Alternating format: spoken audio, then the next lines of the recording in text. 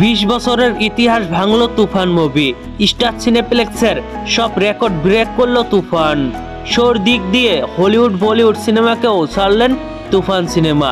সবকিছুর বিস্তারিত নিয়ে আজকের এপিসোড।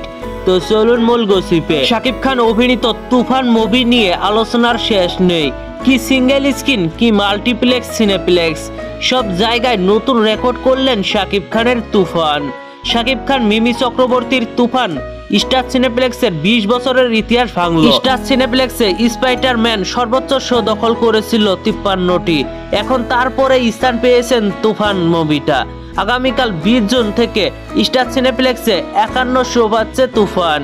শুক্রবার আপাতত 49টা শো, শনিবার থেকে আবারও 51 শো চালানোর কথা স্টার সিনেপ্লেক্সের। তবে এর চেয়েও বাড়তে পারে বলে জানা গেছে।